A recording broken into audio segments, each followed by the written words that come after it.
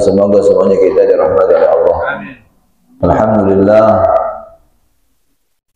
segala puji bagi Allah Subhanahu wa taala yang pada malam hari ini kita masih diberikan kesehatan, panjang umur, ya, bisa berkumpul kembali bersama setiap malam Rabu. Ya, semoga majlis ini selalu diberikan keberkahan oleh Allah Subhanahu wa taala. Jauhkan dari fitnah, jauhkan dari pergala, ya, menjadikan salah satu sebab kebahagiaan kita di dunia hingga di akhirat. Amin. Baik, sampai mana? Gerak soal. Ila aina wasaltum? Sampai mana? Bismillahirrahmanirrahim. Radhiyallahu ankum Wa ankum. wa yajibu 'ala al-qadiri an yusalli al-fardu qa'iman. Lanjutan yang Sampai situ ya. Iya. Ini masih dalam syaratnya salat. Syaratnya salat ada berapa? Pertama, mengetahui masuknya waktu dengan yakin atau ijtihad atau dengan dugaan kuat. Kalau sholat dalam keadaan ragu waktu udah masuk apa belum, ragu-ragu begitu tidak sah, ya. Mengetahui yakin masuknya waktu. Yang kedua, menghadap ke arah kiblat. Yang ketiga, menutup aurat, ya, dengan penutup yang suci, dan mengangkat najis di pakaian, di badan, di tempat yang kita pijak. Nah, syarat yang kelima, wajib atas orang yang mampu untuk sholat fardu berdiri. Nah, ini masuk rukun sholat, ya, masuk rukun sholat, ya. Berdiri bagi yang mampu wajib sholat. Kalau nggak mampu berdiri, boleh duduk. Tidak mampu duduk, boleh tidur. Tidur nyamping dulu gini nih, ya. Ada kiblat sana, sananya kiblatnya ke sana. Ini kepala di sini, kaki di sini, miring. Gitu.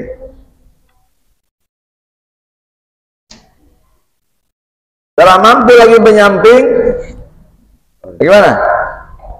Istilqa. Istilqa itu apa?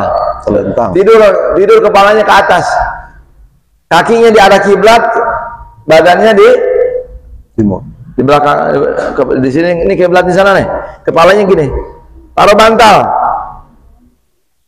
Kalau sudah tidak mampu, menyamping. Kalau masih bisa menyamping ke kanan, gitu tuh, kayak di liang lahat, ya. Kalau bisa lagi baca dengan hati, isyarat ruku sujudnya dengan mata. Kalau bisa semua disolatkan sama hati. Jadi selama masih ada akal, tetap tidak boleh tinggal sholat. Ya, apalagi kita udah sakit parah, terus nggak sholat, itu mungkin sakit terakhir yang membawa kepada kematian. Jangan sampai kita meninggal dalam keadaan meninggalkan sholat. Penentuan su'ul khotimah, husnul khotimah di situ. Yang saya tinggalin, oh ini so sakit, terus orang yang kasih wajib, kasih istinja orang tua kita, orang yang perempuan, yang laki istinja ini semua rapi semua.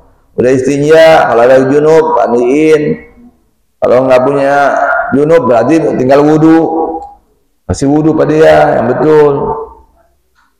Ya, wudu nama kita seperti kita wudu, nama itu dulu ya. Di umi atau lihat, baru tangan, baru kaki, ke rambut, semua. Ayo umi, sekarang tutup pakai cipu nih, jilbab rapihin. Salah. Jangan hampir ninggalin sholat. Nah, apalagi sholat bisa diwakilin, aneh. Ditanggung sama sultan, nggak bisa. Siapapun habib sekalipun nggak bisa nanggung sholatnya seseorang. Ya nggak bisa. Anda suruh Mas Hani Anda pergi dulu, pulang sholat maghrib, tapi sholat goto, bukan berarti meninggalkan sholat. Nah itu terjadi di zaman Rasul perintahkan kepada Ali bin Abi Thalib sesuatu perintah senali, laksanakan perintah, mau sholat asar, sholat maghrib, habis. Tapi Rasulullah punya mukjizat yang luar biasa. Hai matahari, mundur lagi. Ali belum sholat. Ali sholat asar dulu selesai, baru maghrib. Nah, itu mukjizat. Ya akhir guru, guru keren tuh punya guru gitu tuh. Allahumma sholli ala Muhammad. Tidak ada yang bisa mengatur matahari, bulan, bintang kecuali ahlul bait. Rasulullah dan ahlul bait Nabi. Kalau udah wali ketikatan kutub itu ngatur itu bisa. Mundur dulu, jangan maghrib dulu. Jangan dia ngatur. Semua dengan izin Allah. Cuman perantaranya orang-orang suci ini yang bisa. Orang nggak bisa. Allahumma sholli ala Muhammad sallallahu alaihi wasallam. Nah, sedikit ini sedikit supaya antum paham tentang bagaimana tidak boleh sholat itu ditanggung sama seseorang, nggak bisa. Tetap sholat, Sayyidina Ali tetap sholat walaupun tapi dengan mukjizatnya Nabi ditunjukkan. Jangan makan itu dulu, ini garu yang enak-enak. Juga tadi udah ngusir jin udah cukup deh. Ini buat setan itu. Nah, ini yang buat datengin malaikat yang harum-harum. Oke. Makanya dia kebanyakan jin nih, bakar ini terus. Harum. Man tabari uzaid adu kata Imam Syafi'i. Siapa yang harum baunya, badannya bagus, harum, mandi, pakai sampo, pakai sabun, pakai minyak wangi, suka gahru, bakar-bakar yang bagus-bagus, yang wangi, zada adluh, akalnya akan bertambah. Saraf-saraf yang ketutup tak buka lagi, yang sudah live ingat lagi. Nah itu gunanya harum-haruman dan tidak ada hisab. Kita orang beli minyak wangi itu tidak ada hisab. Semua yang berkaitan dengan parfum, minyak wangi, garu, yang tidak ada hisabnya. Bayangin, saking hebatnya tuh minyak wangi-wangian. Nah, jadi kita gunakan di majelis salim, malam Jumat baca maulid, beli, keluarkan modal, beli garu yang bagus. Ada yang bagus-bagus tuh, yang juta ini sih lumayan menengah lah. Yang bagus dari sini kalau ada bakal sampai muhajirin sana orang syuk. Nah, itu yang asli. Nah, Rasulullah pakai sunnah Nabi, harum-haruman. Rasulullah keringatnya harum. Keringat.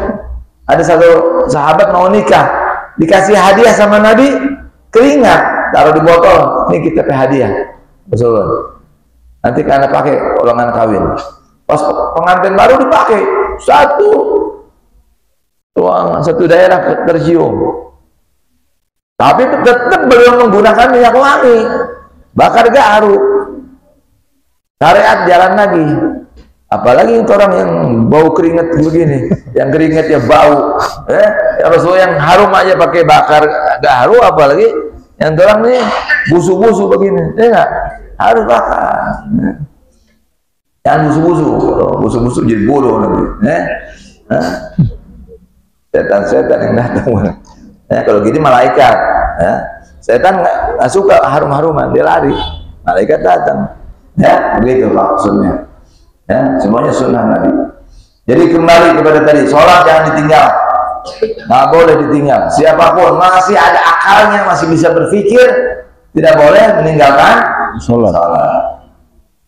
Dan kalau masih bisa berdiri, berdiri. Ini tadi sholat wajib. Yang dimaksud di sini adalah tadi sholat yang wajib. Adapun sholat sunnah seperti sholat duha, seperti tahajud, witir, qobliyah, ba'diyah, sholat hajat, sholat tasbih, sholat isyraq, itu boleh duduk, boleh. Bahkan tiduran boleh. Boleh. Dibolehkan oleh syariat. Cuman pahalanya setengah. Kalau ngana duduk sholat duha, pahalanya setengah dari yang berdiri. Kalau ngana duduk, kalau ngana tidur, setengah dari duduk. Jadi seperempatnya berdiri itu kalau tiduran. Yang malas bener. Ya Rasulullah saking nggak pernah ninggalkan tahajudnya, walaupun ngantuk, tetap beliau tidur sholat walaupun duduk gitu. Tahajud Rasulullah dengan duduk pernah. Dan kadang ngantuk, saking beliau tidak mau meninggalkan sholat tahajud. Karena sholat tahajud bagi Rasulullah wajib, bagi kita umatnya sunnah. Fardu sunnah muakkad, sangat dianjurkan, jangan sampai ditinggal kalau bisa. Gitu, ya. Allahumma sholli ala Muhammad. Nah, tadi wajib menghadap kiblat. Ada sholat sunnah. Nah, sholat sunnah tidak wajib menghadap kiblat bagi orang yang naik kendaraan. Jadi kita orang naik mobil nih. Saya hari Sabtu mau ke Sulamadaha. Berangkat ke Sulamadaha jam 8 atau jam 7 pagi. Belum sholat duha. Kita dalam keadaan berwudu di kendaraan. Boleh sholat sembari jalan. Duduk dalam kendaraan tadi. Ya. Dan tidak perlu menghadapi kiblat. Mobil kemana berangkat ya gitu arahnya. Jadi duhanya dikerjakan tetap, wisatanya tetap dapat juga. Nah itu jauhnya, itu perlunya ilmu gitu ya. Jadi ilmu itu memudahkan, jangan sampai ditinggalkan. Ya. Jadi ada salah satu sholat yang tidak wajib menghadap kiblat itu dalam perjalanan. Ya. Terus kalau tahu arah kiblat dan kita bisa menghadap kiblat itu lebih baik, terutama takbiratul ihram pertama. Ini kiblatnya ke sana. Pas takbiratul pertamanya aja wajib. Allahu Akbar. Nanti mobil jalan udah setelah. Ya, itu kalau sudah di kapal. Lanjut. Furudus sholat. Nah ini sekarang rukun sholat selain berdiri. Apa? An-niyah. Yang pertama niat. Apa niat yang wajib? Ada 3 tingkatan dalam kitab Safinah disebut itu. Kalau sholat fardu wajib menyebut 3. Rasul fi'li, yaitu bermaksud untuk mengerjakan usolli. Kalimat usollinya wajib itu dalam sholat fardu. Usolli nama sholatnya dan menyebut kalimat fardu. Usolli fardul isya. Usolli isya fardon. Mau dibalik nggak apa-apa. Usolli isya fardon boleh. Usolli fardul isya juga boleh. Adapun kalimat arba'a raka'atin mustaqbilal qiblati adaan lillahi, itu hukumnya sunnah. Nah, kalau menjadi makmum wajib menyebut makmuman. Harus menyebut makmuman. Dan yang paling penting niat itu di hati, bukan di mulut. Dan kapan tempatnya niat? Di antara Allah, alif Allah sampai roh akbar. Allahu Akbar. Adapun sebelum sholat kita lafadzkan usolli fardal isya arba'a raka'atin mustaqbilal qiblati imaman lillahi ta'ala. Itu namanya lafadz niat, bukan niat. Apa namanya? Lafadz niat. Tapi Allah, baru dihadirkan tuh lafadz tadi. Allahu Akbar. Yang penting aja usolli fardal isya makmuman, udah. Yang lain sunnah. Kalau bisa alhamdulillah, nggak bisa ya udah sah. Ya, nah itu. Yang kedua takbiratul ihram. Apa takbiratul ihram? Kenapa disebut takbiratul ihram? Iya. Kedua takbir, ada 2. Ada takbiratul ihram, ada takbir intikal. Takbir yang pertama dalam sholat namanya takbiratul ihram. Takbir yang mengharamkan yang sebelumnya asalnya halal. Ihram itu mengharamkan, kayak haji kan ihram tuh, pakai kain ihram. Kalau udah pakai kain ihram apa? Tidak boleh pakai minyak wangi, tidak boleh cukur rambut, tidak boleh berhubungan, kan begitu. Nah begitu juga sholat. Allahu Akbar. Sholat tidak boleh bicara.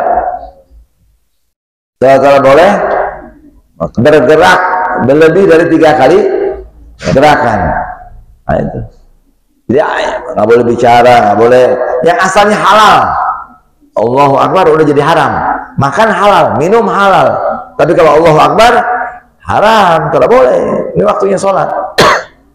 Ngobrol boleh halal, tapi Allahu Akbar haram.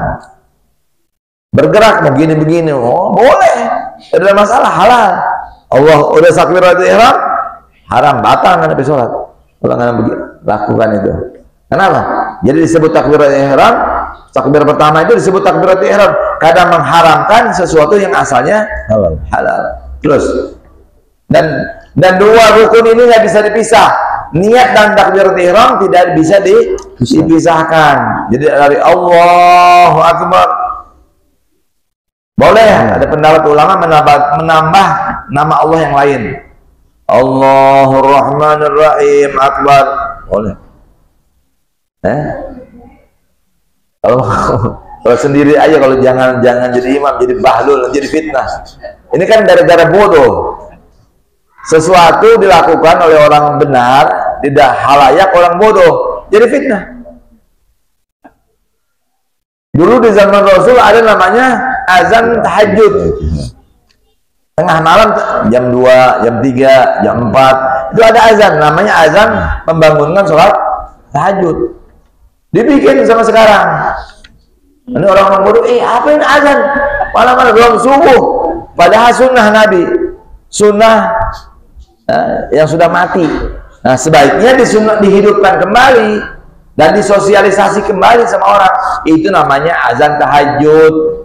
Di zaman Rasul dilakukan. Sekarang udah cuma di Madura. Kalau di Jawa masih ada beberapa daerah pesantren-pesantren, di Palembang, di Madura. Kalau di Hadramut ditarik, nanti ada azan jam 1 itu masjid Jami, jam 2 masjid Muhdar atau kebalikannya. Ada sampai hari ini diamalkan dari zamannya bagi mungkin tidak sampai hari ini. Ratusan tahun sudah diamalkan di negeri ini. Jadi membudayakan kebaikan itu harus pelan-pelan, ya. Dan jadi adat istiadat selama tidak bertentangan boleh. Tidak bertentangan dengan syariat, apalagi ini sunat syariat. Emang bagaimana syariat menjadi adat, maka di tahrim itu ada tahrim ibadah. Kebiasaan kota tahrim adalah ibadah. Apa yang dilakukan sesuai dengan sunnah Nabi, sesuai dengan petunjuk, tidak ada yang bertentangan. Kalau kita teliti, oh ini amalan orang lain begini, coba teliti, oh ternyata sunnah. Jangan langsung komentar ini bid'ah, ini itu, jangan, lihat dulu, teliti, oh benar akhirnya. Jadi itu gunanya ilmu, gunanya sosialisasi, gunanya dakwah, supaya yang tidak tahu jadi tahu, yang tidak mengerti jadi mengerti. Ya namanya ilmu harus belajar, nggak mungkin lah. Bagaimana pesan Rasul, bagaimana pesan Allah dan Rasul sampai kepada umat ini? Karena penyakit umat ini hari ini apa sih? Yang paling parah apa penyakit apa? Penyakit bodoh. Bodoh ini nggak ada obatnya. Kepala batu tidak ada obatnya. Ahmad dungu tidak ada obatnya. Obatnya apa? Belajar, duduk dari majelis taklim, tanya sama ulama. Kalau ini baru. Itu pun diulang-ulang terus, diulang-ulang supaya ingat terus. Kalau nggak lupa lagi dia, laif lagi. Enggak. Astagfirullahaladzim, ya. Jadi ini umat nih sekarang. Kenapa tuh Palestina bisa direbut sama orang kafir, dijajah sama Israel? Ini Arab pada dingin, pada tidur semua. Saudi takut, ini semua takut. Negara-negara kaya tuh yang punya minyak, punya semua emas. Kenapa dia? Karena mentalnya udah dijajah duluan. Kita punya pertama nih nggak boleh sampai apa? Mental dijajah.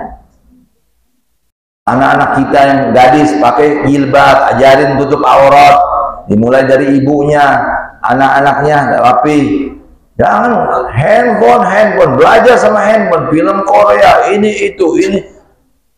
Belajar tentang figur-figur muslimin.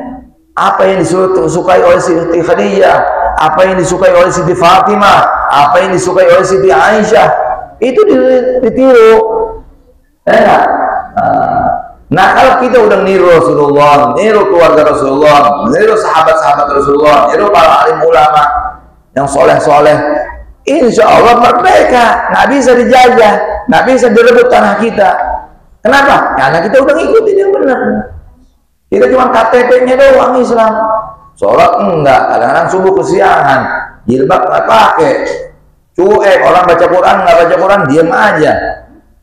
Enggak, bagaimana mau maju? Jadi kita mulai dari diri kita sendiri masing-masing. Kita mulai istighfar, taubat kepada Allah, harus merubah diri kita. Semampu kita. Ente sebagai kakak, ajarin adik. Kamu sebagai orang tua, suami ajarin istri, istri ajarin anak-anaknya. Semua ini guru ngaji Ustaz Mas Ani, anak-anaknya diajarin. Ya, gitu. Jadi semakin saling kita tawasau bil haqqi wa tawasau bis sabr, insyaallah selamat umat ini. Ya, semoga diberikan akal yang sehat, ya. Amin. Akal yang sehat, hati yang bersih, Amin. pikiran yang jernih, Amin. ya, supaya mau bersatu. Kalau enggak bisa bersatu, diadu domba. Ini mana provokasi? Oh, berantem, baku salah, paham. Kenapa? Karena baku kenal. Orang harus baku kenal dulu, udah baku kenal, saling paham, saling melengkapi. Ini di sana tugas ente, ini tugas ini saya. Begitu. Ada saatnya kita berkumpul, nanti momen-momen hari-hari besar Islam, ada Maulid, ada Isra Mi'raj, ada tahun baru Islam, ada Ramadan, kita kumpul, khatam Quran bersama, baca Maulid bersama, baca sirah Nabi. Nah itu. Ada kapan kita bertumbuh, ada kapan kita bekerja sama di bidangnya masing-masing. Insya Allah maju umat Islam. Amin ya Rabbal Alamin. Takbir. Harus semangat. Habib Umar bagian doa. Kita didoain kasih madu sama dia supaya sehat. Amin. Ayo. Terus Wa qiraatul Fatihati bil bismillah. Yang ketiga, rukun sholat yang ketiga, niat yang pertama, kedua takbiratul ihram, yang ketiga qiraatul Fatihah bil basmalah. Ini mazhab Syafi'i paling aman. Membaca Al-Fatihah dengan termasuk bismillah. Bismillah dalam Al-Fatihah adalah ayat. Menurut Imam Syafi'i. Dan ini pendapat yang paling aman. Ya? Dalam mazhab yang lain menyatakan bukan. Makanya mereka baca bismillah juga sebenarnya, cuma sir. Karena apa? Nabi bersabda, kullu amrin zibalin la yubda'u fihi bismillahirrahmanirrahim fa huwa adqa wa fi riwayat ajdar wa fi riwayat ajzam. Setiap perkara tidak dimulai dengan bismillahirrahmanirrahim, maka terputus. Terputus apa? Berkahnya. Naqisun wa qalil barakah. Ada yang kurang, sedikit keberkahannya. Kalau ada berkah, DP berkah sadiki. Ada yang kurang kalau nggak baca bismillah. Orang makan kalau baca bismillah, apalagi sholat. Fatihah. Makanya Imam Syafi'i pendapat ini ayat bismillah. Quran intisarinya Al-Fatihah, Al-Fatihah intisarinya Bismillahirrahmanirrahim.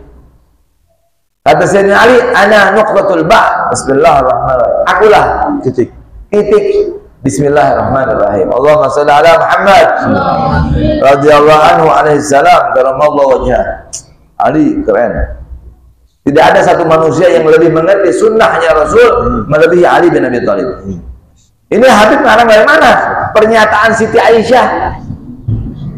Siti Aisyah suatu hari bertanya, siapa yang menyatakan puasa Asyura itu sunnah? Ali bin Abi Thalib. Dijawab oleh sahabat yang lain. Oh, kalau Ali bin Abi Thalib, tidak ada manusia yang lebih mengerti sunnah melebihi Ali bin Abi Thalib. Itu pernyataan Siti Aisyah. Siti Aisyah juga pernah menyatakan, zayyinu majalisukum bi dzikri Ali. Hiasi, percantik majlis-majlis kalian dengan sering-sering menyebut nama Ali. Lu tahu pas perang Jamal tuh Siti Aisyah diamankan masih Ali. Ya? Namanya terpengaruh juga Ummul Mukminin Siti Aisyah. Pintar orang Aisyah. Terpengaruh perang sama Sayyidina Ali. Sayyidina Ali selamatkan itu Ummul Mukminin. Baru dikasih pengertian mesin. Diutus Hasan Husain, bilang sama Jidah gini. Ingat nggak dulu Rasulullah bilang begini? Ingat dong. Kasih ilmu sama Sayyidina Ali. Siti Aisyah ingat, ya Allah, astagfirullah, tobat. Baru dia ngomong, zayyinu majalisakum bi dzikri Ali. Hiasilah majlis kalian sering-sering menyebut nama Ali bin Abi Thalib. Keren. Ya? Izin Fatimah, ridho Allah, kuat baginda Ali, la ilaha illallah Muhammad. Nah, itu kuat. Nggak bakal kena penyakit insyaallah kalau sering pakai doa itu. Terus lanjut. wa tasdidatil arba'a. Jadi Fatihah baca ya dengan tasdid-tasdidnya. Berapa? Arba'ata asyar. Ada 14 tasdid. Bismillah di atas Allah, Ar-Rahman di atas Ra, Ar-Rahim di atas Ra. Alhamdulillah di atas Allah, Lillah. Alhamdulillah Rabbil Alamin di atas Ba. Ar-Rahman di atas Ra, Ar-Rahim di atas Ra. Maliki Yaumiddin di atas Dal. Iyyaka na'budu di atas Ya. Wa iyyaka nasta'in di atas Ya lagi. Ihdinas di atas Shad. Ihdinas siratal mustaqim di atas Shad. Siratal ladzina di atas Lam. An'amta 'alaihim ghairil maghdubi 'alaihim di atas Dod. Dan di atas Lam. Waladdallin. Panjang dulu. Namanya apa? Mad apa? Mad musyaqqal kilmi. Mad yang agak sedikit berat ya, tapi panjang dulu 5 harokat, baru tasdid. Ghairil maghdubi 'alaihim waladdallin.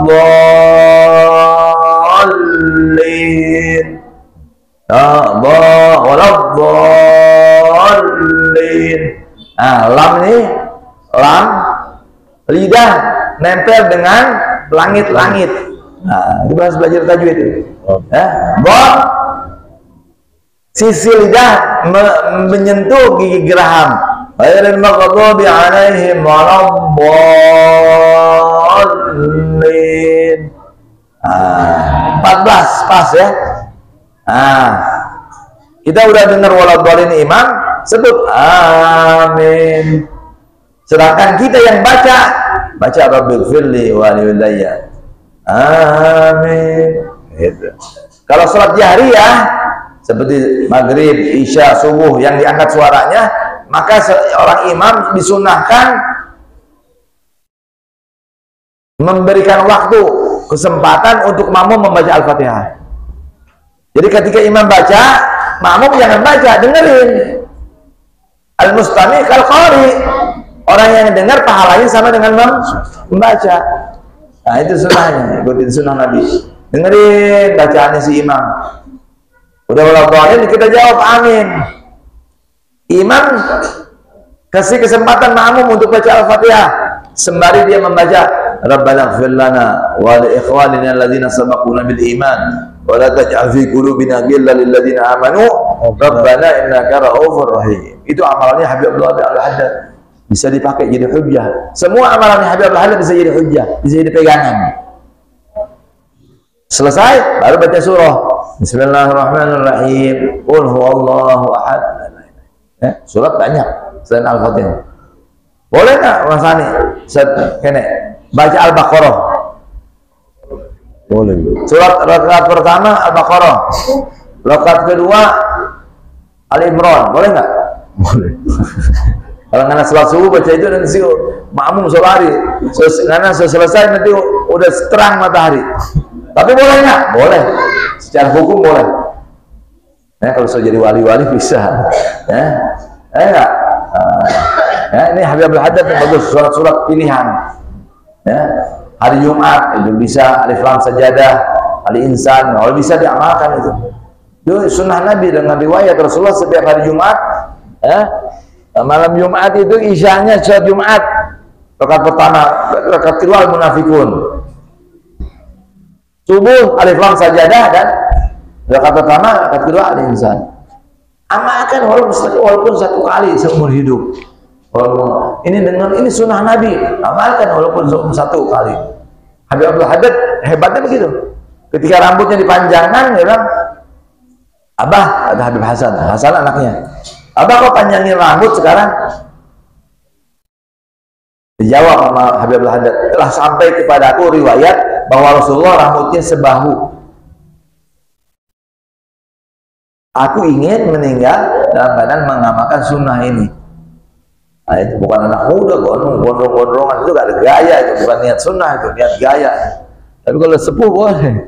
Ya, saya punya guru-guru di Jakarta yang udah tua-tua udah mulai panjangin rambut. Sudah ingat ya lah, itu emang ngikutin sunnah itu, enggak? Itu ya semua dengan niat yang baik. Jangan buruk sangka. Mungkin Habib Bahar itu panjangnya rambut ngikutin sunnah ya, bisa jadi kita nggak bisa ngomong kan gitu ya, gitu.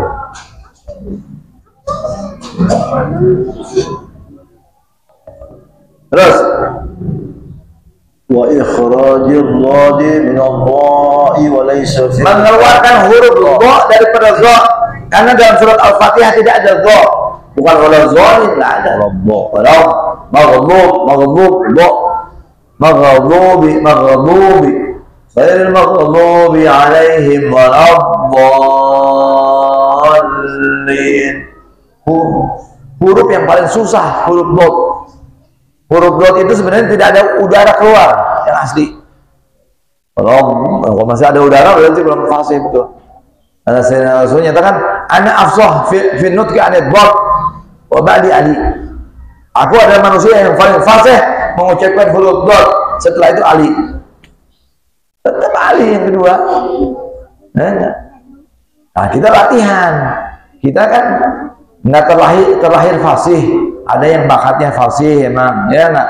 Dan tidak perlu latihan, belajar ilmu tajwid, tahsin, bagaimana memperbaiki huruf-huruf, makharijil huruf yang betul, belajar sifat huruf, mana yang qalqalah, lam yalid wa lam yulad wa lam yakul lahu kufuwan ahad. Ada pantulan, ada qalqalah, baju di toko, ba, jim, dal, to, qaf, baju di toko. Ingat-ingat aja itu huruf mantul tuh. Ya. Qul a'udzu birabbil falaq min syarriha. Ini insyaallah nanti dah. Itu nanti ente orang enggak pernah ngaji tuh. Maksud rasanya dah. Terus summa ruku'u. Pertama niat, yang kedua takbiratul ihram, yang ketiga membaca Al-Fatihah dengan bismillah. Kemudian yang kelima adalah ruku. Apa tuh ruku? Secara bahasa ruku itu adalah merunduk. Artinya ruku adalah merunduk. Ya. Yaitu meletakkan dua telapak tangan di lutut. Nah, itu namanya ruku. Nah, ada orang rukunya begini nih. Ini harus digambarin ini. Ya, rukunya Rasulullah itu sampai kalau ditaruh telur di punggungnya tidak jatuh, lurus. Ya. Angkat tangan, Allahu Akbar. Ini nih, gini, bukan begini, bukan juga begini, bukan begini. Tangan kalau laki-laki dibuka, kalau perempuan dalam. Tempat mata ke tempat sujud. Sami Allahu liman hamidah. Nanti lihat di kaca sendiri. Oh, ini ruku yang betul, so betul bro. Karena lihat cermin dari samping sampai lurus itu. Nah, cuma dilatih ya. Terus wajibu an yanhaniya bihaythu. Nah, apa ruku yang sempurna? Yanhani, wajib sampai merengkuk. Sekiranya kedua telapak tangan sampai ke lutut, ke buku-buku, ke lutut. Ya, bukan ke betis, bukan ke lutut. Ya, terus bihaitsu tanalu rahatahu. Rahatu telapak tangan. Wa rukbatayhi. Rukbatayhi ini lutut, kedua lututnya. Wa yatmaunu fihi wujuban, dan wajib tumanina. Subhana rabbil azim wa bihamdi. Kalau bisa 3 kali. Kalau jadi imam bacanya jangan lebih dari 3 kali. Kalau sholat sendiri, karena mau baca 10, 20, 30 boleh, nggak ada masalah. Kalau sholat sendiri itu boleh lama-lama dengan nikmatin. Jangan diburu-buru sholat. Sujud baca dulu subhana rabbil a'la wa bihamdi 3 kali. Kalau lagi sholat sendiri, tapi kalau lagi jadi imam jangan lebih dari 3. Jangan kurang lagi. Ini baru 1 kali. Imamnya tanggung jawab. Imam yang meninggalkan sunnah adalah imam yang berkhianat. Tuh, jangan hati-hati. Ini bagi imam nih. Imam yang meninggalkan sunnah adalah imam yang berkhianat kepada makmumnya. pada umatnya. Hati-hati jadi imam. Jadi kalau kita udah ngerti jadi diangkat jadi imam, hidupkan sunnahnya. Sunnah-sunnah Nabi dipakai semua. Karena wajib kalau bagi imam. Enggak. Tapi bagi orang yang sholat sendirian, lagi buru-buru, ada mau ziarah, ada mau lihat orang sakit, ada bisnisnya, nah itu boleh cepat, itu lain lagi. Tapi ini tidak ada semedi, tidak ada apa namanya itu kalau dalam ilmu meditasi terbaik lebih dari sholat, tidak ada. Jadi meditasi kalau bagus, meditasi apa yang bagus? Sholat. Lu jangan yoga di Islam, yoga yang paling bagus sholat tuh bikin. Tahajud, duha, witir, itu yoga terbaik itu. Pahami maknanya. Yoga terbaik. Meditasi terbaik. Semedi terbaik itu sholat itu. Mau ngapain lu belajar ilmu yang lain? Ya, yoga lu belajar kaki di atas. Jungkir balik. Ya, semoga bermanfaat. Waktu juga membatasi kita ya. Terakhir kita sama-sama nanti kita lanjutkan minggu depan. Ini rukun sholat belum selesai. Kita salam sama Nabi supaya Nabi perhatikan kita ya. Assalamualaikum.